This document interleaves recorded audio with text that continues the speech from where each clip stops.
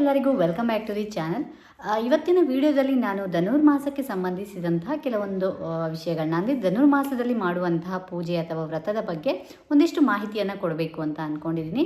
ಈ ಹಿಂದೆ ಕೂಡ ನಾನು ಧನುರ್ಮಾಸದಲ್ಲಿ ಮಾಡುವಂಥ ಪೂಜೆಯ ವಿಧಿವಿಧಾನದ ಬಗ್ಗೆ ಒಂದಿಷ್ಟು ಮಾಹಿತಿ ನೀಡುವಂಥ ಒಂದು ವಿಡಿಯೋವನ್ನು ಮಾಡಿದ್ದೆ.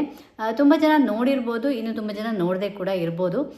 ಯಾರು ಫಸ್ಟ್ ಟೈಮ್ ಈ ಧನುರ್ಮಾಸದ ಪೂಜೆ ಅಥವಾ ವ್ರತವನ್ನು ಮಾಡ್ತಾ ಇದ್ದೀರಾ ಅವರು ದಯವಿಟ್ಟು ಆ ವಿಡಿಯೋವನ್ನು ನೋಡಿ, ಯಾಕಂದರೆ ಅವರಿಗೆ ಖಂಡಿತವಾಗ್ಲೂ ಇದು ತುಂಬ ಸಹಾಯವಾಗುತ್ತೆ. ಈ ಧನುರ್ಮಾಸ ಅನ್ನೋದು ಎರಡು ಪದಗಳ ಸಂಯೋಜನೆ ಅಂತ ಹೇಳ್ಬೋದು. ಧನುರ್ ಮತ್ತು ಮಾಸ. ಧನುರ್ ಅಂದರೆ ಸೂರ್ಯನ ರಾಶಿ ಮತ್ತು ಮಾಸ ಅಂದರೆ ತಿಂಗಳು. ಸೂರ್ಯನು ಧನುರಾಶಿಯನ್ನು ಪ್ರವೇಶಿಸಿದಂತಹ ತಿಂಗಳನ್ನು ಮಾಸ ಅಥವಾ ತಿಂಗಳನ್ನು ಧನುರ್ಮಾಸ ಅಂತ ಕರಿತೀವಿ. ಇದು ಡಿಸೆಂಬರ್ 16ನೇ ತಾರೀಕಿಗೆ ಆರಂಭವಾಗಿ ಜನವರಿ 14 ಅಂದರೆ ಸಂಕ್ರಾಂತಿಯ ಹಿಂದಿನ ದಿನ, ಭೋಗಿ ಅಥವಾ ಭೋಗ ಅಂತ ಹೇಳ್ತೀವಲ್ಲ, ಆ ದಿನಕ್ಕೆ ಮುಕ್ತಾಯವಾಗುತ್ತೆ. ಈ ಧನುರ್ಮಾಸದ ಅಧಿದೇವತೆ ಯಾರು ಅಂತ ಅಂದರೆ ಮಹಾವಿಷ್ಣು. ಈ ಧನುರ್ಮಾಸದಲ್ಲಿ ಹೆಚ್ಚಾಗಿ ವಿಷ್ಣುವಿನ ಪೂಜೆಯನ್ನು ಮಾಡ್ತಾರೆ. ಹಾಗೆ ಈ ಧನುರ್ಮಾಸದಲ್ಲಿ ಮಾಡುವಂತಹ ಒಂದು ದಿನದ ಪೂಜೆ 1000 ವರ್ಷಗಳ ಪೂಜೆ ಮಾಡಿದರೆ ಲಭಿಸುವಂತಹ ಪುಣ್ಯಕ್ಕೆ ಸಮಾನ ಅಂತ ಹೇಳ್ತಾರೆ. ಇನ್ನು ಭಗವದ್ಗೀತೆಯಲ್ಲಿ ಶ್ರೀಕೃಷ್ಣ ಏನು ಹೇಳಿದ್ದಾರೆ ಅಂತ ಅಂದರೆ, ಮಾರ್ಗಶಿರ ಮಾಸದಲ್ಲಿ ನಾನು ಹೆಚ್ಚಾಗಿ ಪ್ರಕಟಗೊಳ್ತೇನೆ. ಅಂದರೆ ಮಾರ್ಗಶಿರ ಮಾಸ ಅಂದರೆ ಧನುರ್ಮಾಸ, ಈ ಮಾಸದಲ್ಲಿ ನಾನು ಹೆಚ್ಚಾಗಿ ಪ್ರಕಟಗೊಳ್ತೇನೆ ಅಂತ ಕೂಡ ಹೇಳಿದ್ದಾರೆ. ಹಾಗಾಗಿ ಈ ಧನುರ್ಮಾಸದಲ್ಲಿ ನಾವು ಶುಭ ಕಾರ್ಯಗಳನ್ನ ಮಾಡೋದಿಲ್ಲ. ಅಂದರೆ ಮದುವೆ, ಗೃಹ ಪ್ರವೇಶ ಇಂತಹ ಶುಭ ಕಾರ್ಯಗಳನ್ನು ಮಾಡೋದಿಲ್ಲ. ಅದರ ಬದಲಾಗಿ ಪೂಜೆಗಳು, ಎಲ್ಲ ದೇವಾಲಯಗಳಲ್ಲಿ ಧನುರ್ಮಾಸದ ಪೂಜೆಗಳು ಹೆಚ್ಚಾಗಿ ಮಾಡಲಾಗುತ್ತೆ. ಇನ್ನು ಧನುರ್ಮಾಸದಲ್ಲಿ ಮಾಡುವಂತಹ ವ್ರತಗಳು ಯಾವ್ದ್ಯಾವುದು ಅಂತ ಅಂದರೆ ಕಾತ್ಯಾಯನಿ ವ್ರತ ಮತ್ತು ಧನುರ್ಮಾಸದ ವ್ರತ. ಈ ಕಾತ್ಯಾಯನಿ ವ್ರತ ಅನ್ನೋದು ಮದುವೆ ಆಗದೆ ಇರುವಂಥ ಹೆಣ್ಣು ಮಕ್ಕಳು ಹೆಚ್ಚಾಗಿ ಮಾಡ್ತಾರೆ. ಇನ್ನು ಧನುರ್ಮಾಸದ ವ್ರತವನ್ನು ಎಲ್ಲರೂ ಮಾಡಬಹುದು. ಮತ್ತು ಇನ್ನೊಂದು ಏನಂತ ಅಂದರೆ, ಈ ಧನುರ್ಮಾಸದ ವ್ರತ ಏನು ತುಂಬ ಕಷ್ಟಕರವಾದಂತಹ ವ್ರತ ಕೂಡ ಅಲ್ಲ, ತುಂಬಾ ಸುಲಭವಾದಂತಹ ಒಂದು ವ್ರತ. ಹಾಗಾಗಿ ಪ್ರತಿಯೊಬ್ಬರು ಈ ಧನುರ್ಮಾಸದ ವ್ರತವನ್ನು ಮಾಡ್ಬೋದು. ಈ ಉತ್ತರಾಯಣ ಮತ್ತು ದಕ್ಷಿಣಾಯನ ಅನ್ನೋದು ದೇವರಿಗೆ ಹಗಲು ಮತ್ತು ರಾತ್ರಿ. ಈ ಧನುರ್ಮಾಸ ದಕ್ಷಿಣಾಯನದ ಕೊನೆಯ ಹಂತ, ಅಂದರೆ ದೇವರಿಗೆ ಬ್ರಾಹ್ಮಿ ಮುಹೂರ್ತ ಅಂತ ಹೇಳ್ಬೋದು, ದೇವರು ಏಳುವಂತಹ ಸಮಯ. ಇಂಥ ಸಮಯದಲ್ಲಿ ನಾವು ದೇವರಿಗೆ ಪೂಜೆಯನ್ನು ಸಲ್ಲಿಸಿದರೆ ನಮಗೆ ಹೆಚ್ಚಿನ ಪುಣ್ಯ ಲಭಿಸುತ್ತೆ ಮತ್ತು ನಮ್ಮ ಇಷ್ಟಾರ್ಥಗಳು ಫಲಿಸುತ್ತೆ ಅಂತ ಹೇಳಲಾಗುತ್ತೆ. ಹಾಗಾದರೆ ಈ ಧನುರ್ಮಾಸದ ಪೂಜೆ ಅಥವಾ ವ್ರತವನ್ನು ಮಾಡೋದಾದರೂ ಹೇಗೆ? ಇದೇನು ತುಂಬ ಕಷ್ಟಕರವಾದಂತಹ ವಿಧಾನ ಅಲ್ಲ, ನಾವು ಸುಲಭವಾಗಿ ಮಾಡ್ಬೋದು. ಆದರೆ ಧನುರ್ಮಾಸದಲ್ಲಿ ಮಾಡುವಂಥ ನಮ್ಮ ಪೂಜೆ ಇದು ಸೂರ್ಯೋದಯಕ್ಕಿಂತ ಮುಂಚಿತವಾಗಿರಬೇಕು. ಹಾಗಾಗಿ ನಾವು ಸೂರ್ಯೋದಯಕ್ಕಿಂತ ಮುಂಚಿತವಾಗಿ ಎದ್ದು ಮನೆಯನ್ನೆಲ್ಲ ಶುಚಿಗೊಳಿಸಿ ಸ್ನಾನವನ್ನು ಮಾಡಿ, ಅದರಲ್ಲೂ ನದಿಯ ಸ್ನಾನ ತುಂಬ ಒಳ್ಳೆಯದು ಅಂತ ಹೇಳ್ತಾರೆ. ಆದರೆ ಬೆಂಗಳೂರಿನಂಥ ಸಿಟಿಲಿ ನಾವು ನದಿಯನ್ನೆಲ್ಲಿ ಹುಡ್ಕೋಕ್ಕೆ ಹೋಗೋದಲ್ವಾ?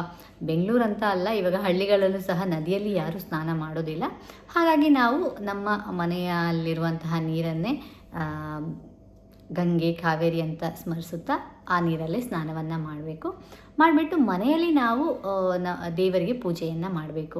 ದಿನನಿತ್ಯ ನಾವು ಹೇಗೆ ಪೂಜೆಯನ್ನು ಮಾಡ್ತೀವಿ, ಹೂಗಳನ್ನೆಲ್ಲ ಇಟ್ಟು, ನೈವೇದ್ಯವನ್ನು ಇಟ್ಟು, ಧೂಪ ದೀಪ ಎಲ್ಲವನ್ನು ಹಚ್ಚಿ ನಾವು ಪೂಜೆಯನ್ನು ಮಾಡ್ತೀವಲ್ಲ, ಅದೇ ರೀತಿಯಾಗಿ ಪೂಜೆಯನ್ನು ಮಾಡಬೇಕು. ವಿಘ್ನೇಶ್ವರನಿಗೆ ಮೊದಲಿಗೆ ಪೂಜೆಯನ್ನು ಸಲ್ಲಿಸಿ, ನಮ್ಮ ಮನೆ ದೇವರು ಎಲ್ಲರಿಗೂ ಪೂಜೆಯನ್ನು ಸಲ್ಲಿಸಿ ನಾವು ಪೂಜೆಯನ್ನು ಮಾಡಬೇಕು.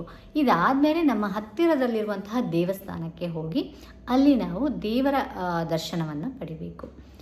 ಇದಿಷ್ಟು ನಾವು ಧನುರ್ಮಾಸದಲ್ಲಿ ಮಾಡಬೇಕಾದಂತಹ ವಿಧಾನ. ಇದಿಷ್ಟು ಅಲ್ಲದೆ ಇನ್ನು ಅಶ್ವತ್ಥ ಮರ, ಅರಳಿ ಮರ ಅಂತ ನಾವೇನು ಹೇಳ್ತೀವಿ, ಅದಕ್ಕೆ ಸಹ ನಾವು ಪೂಜೆಯನ್ನು ಸಲ್ಲಿಸಬೇಕು. ಅಶ್ವತ್ಥ ಮರ ಅಥವಾ ಅರಳಿ ಮರಕ್ಕೆ ನಾವು ಪೂಜೆಯನ್ನು ಸಲ್ಲಿಸೋದ್ರಿಂದ ನಮಗೆ ಆರೋಗ್ಯ ವೃದ್ಧಿಯಾಗುತ್ತೆ. ಹಾಗೆ ಹಣಕಾಸಿನ ತೊಂದರೆ ಮತ್ತು ಮದುವೆಯಲ್ಲಿ ವಿಳಂಬ, ಇನ್ನು ಮಕ್ಕಳಾಗದೇ ಇರೋದು, ಈ ಥರ ತೊಂದರೆಗಳಿದ್ದರೆ ಅದೆಲ್ಲವೂ ಪರಿಹಾರವಾಗುತ್ತೆ ಅಂತ ಹೇಳ್ಬೋದು. ಹಾಗಾದರೆ ಈ ಅರಳಿ ವೃಕ್ಷದ ಪೂಜೆಯನ್ನು ಹೇಗೆ ಮಾಡೋದು? ಇದು ಸಹ ಒಂದು ಸುಲಭವಾದಂತಹ ವಿಧಾನ. ಅರಳಿ ವೃಕ್ಷದ ಪೂಜೆಯನ್ನು ಮಾಡಲಿಕ್ಕೆ ನಾವು ಶುದ್ಧ ನೀರು ಅಥವಾ ಹಾಲನ್ನು ತೆಗೆದುಕೊಂಡು ಹೋಗಬೇಕು. ಶುದ್ಧ ನೀರು ಅಥವಾ ಹಾಲನ್ನು ಅರಳಿ ಮರಕ್ಕೆ ಅರ್ಪಿಸಿ, ನಂತರ ಅರಿಶಿನ, ಕುಂಕುಮ, ಹೂವನ್ನು ಇಟ್ಟು, ನಂತರ 2 ದೀಪಗಳನ್ನು ಹಚ್ಚಬೇಕು. ತುಪ್ಪದ ದೀಪ ಅಥವಾ ಎಳ್ಳೆಣ್ಣೆಯಿಂದ ಕೂಡ ನೀವು ದೀಪವನ್ನು ಹಚ್ಬೋದು. ನೈವೇದ್ಯಕ್ಕೆ ನೀವು ಬಾಳೆಹಣ್ಣು ಅಥವಾ ಸಕ್ಕರೆ, ಹುರಿಗಡಲೆ ಇದನ್ನು ಕೂಡ ತೆಗೆದುಕೊಂಡು ಹೋಗ್ಬೋದು. ಇನ್ನು ನೀವು ದೀಪ ಧೂಪ ಇದೆಲ್ಲವನ್ನು ಹಚ್ಚಿ ನೀವು ಪೂಜೆಯನ್ನು ಮಾಡ್ಬೋದು. ನೀವು ಹೇಗೆ ಪೂಜೆ ಮಾಡ್ತೀರೋ ಆ ರೀತಿಯಾಗಿ ಪೂಜೆಯನ್ನು ಮಾಡ್ಬೋದು. ನಂತರ ನೀವು ಪ್ರದಕ್ಷಿಣೆಯನ್ನು ಹಾಕಬೇಕು ಅರಳಿ ವೃಕ್ಷಕ್ಕೆ. 9 ಪ್ರದಕ್ಷಿಣೆ, 21 ಪ್ರದಕ್ಷಿಣೆ, 108 ಪ್ರದಕ್ಷಿಣೆ, ಈ ರೀತಿಯಾಗಿ ನೀವು ಅರಳಿ ವೃಕ್ಷಕ್ಕೆ ಪ್ರದಕ್ಷಿಣೆಯನ್ನು ಹಾಕ್ಬೋದು. ಈ ರೀತಿ ಪೂಜೆಯನ್ನು ಮಾಡಿ ಪ್ರದಕ್ಷಿಣೆಯನ್ನು ಹಾಕೋದ್ರಿಂದ ನಮ್ಮ ಆರೋಗ್ಯದಲ್ಲಿ ವೃದ್ಧಿಯಾಗುತ್ತೆ. ಇನ್ನು ಹಣಕಾಸಿನ ತೊಂದರೆ ಇದೆ ಅದು ಕೂಡ ಪರಿಹಾರ ಆಗುತ್ತೆ. ಹಾಗೆ ಮದುವೆ ವಿಳಂಬ, ಇನ್ನು ಮಕ್ಕಳಾಗದೆ ಈ ರೀತಿ ಎಲ್ಲ ತೊಂದರೆ ಇರೋರಿಗೆ ಪರಿಹಾರ ಸಿಗುತ್ತೆ ಅಂತ ಹೇಳ್ಬೋದು. ಇನ್ನು ವೈಜ್ಞಾನಿಕವಾಗಿ ಹೇಳೋದಾದರೆ ಅರಳಿ ವೃಕ್ಷ ಅಥವಾ ಅಶ್ವತ್ಥ ವೃಕ್ಷ ಏನಿದೆ ಇದು ಹೆಚ್ಚಿನ ಆಕ್ಸಿಜನನ್ನು ಉತ್ಪತ್ತಿ ಮಾಡುತ್ತೆ. ಹಾಗಾಗಿ ನಾವು ಬೆಳಗ್ಗಿನ ಜಾವ ಈ ಮರವನ್ನು ಸುತ್ತೋದ್ರಿಂದ ನಮಗೆ ಶುದ್ಧವಾದಂತಹ ಆಮ್ಲಜನಕ ಅಥವಾ ಆಕ್ಸಿಜನ್ ಸಿಗುತ್ತಲ್ವ, ಹಾಗಾಗಿ ನಮ್ಮ ಆರೋಗ್ಯದಲ್ಲಿ ವೃದ್ಧಿ ಕೂಡ ಆಗುತ್ತೆ. ಈ ಅರಳಿ ವೃಕ್ಷದಲ್ಲಿ ಬ್ರಹ್ಮ, ವಿಷ್ಣು, ಮಹೇಶ್ವರರು ನೆಲೆಸಿರ್ತಾರೆ. ಅಂದರೆ ಕೆಳಭಾಗದಲ್ಲಿ ಬುಡಭಾಗದಲ್ಲಿ ಬ್ರಹ್ಮ, ಮಧ್ಯಭಾಗದಲ್ಲಿ ವಿಷ್ಣು, ಹಾಗೆ ಮೇಲ್ಭಾಗದಲ್ಲಿ ಶಿವ ನೆಲೆಸಿರೋದ್ರಿಂದ ಈ ಅರಳಿ ವೃಕ್ಷಕ್ಕೆ ನಾವು ಧನುರ್ಮಾಸದಲ್ಲಿ ಪೂಜೆಯನ್ನು ಸಲ್ಲಿಸೋದ್ರಿಂದ ನಮಗೆ ಹೆಚ್ಚಿನ ಪುಣ್ಯ ಲಭಿಸುತ್ತೆ. ನಾನು ಆಗಲೇ ಹೇಳ್ದಂಗೆ 1 ದಿನದ ಪೂಜೆ 1000 ವರ್ಷಗಳ ಪೂಜೆಗೆ ಸಮಾನ ಅಂತ ಹೇಳ್ಬೋದು. ನೀವು ಧನುರ್ಮಾಸದ ಪೂಜೆಯನ್ನು ತಿಂಗಳು ಪೂರ್ತಿ ಮಾಡಲೇಬೇಕು ಅಂತಲೂ ಇಲ್ಲ. ನಿಮಗೆ ಅನುಕೂಲಕ್ಕೆ ತಕ್ಕಂತೆ 9 ದಿನ, 11 ದಿನ, 21 ದಿನ ಈ ರೀತಿಯಾಗಿ ನೀವು ಪೂಜೆಯನ್ನು ಮಾಡ್ಬೋದು. ಇನ್ನು ಯಾವುದೇ ತೊಂದರೆ ಇಲ್ಲ, ಆರಾಮಾಗಿ ಮಾಡ್ಬೋದು ಅಂದ್ಕೊಳ್ಳೋರು 1 ತಿಂಗಳು ಪೂರ್ತಿ ಈ ಪೂಜೆಯನ್ನು ಮಾಡಿದರೂ ಸಹ ತುಂಬ ಒಳ್ಳೆಯದಾಗುತ್ತೆ. ಆಗಲೇ ಹೇಳ್ದಂಗೆ ಈ ಧನುರ್ಮಾಸದಲ್ಲಿ ಮಾಡುವ ಪೂಜೆಗಳಿಗೆ ಅಧಿದೇವತೆ ಮಹಾವಿಷ್ಣು.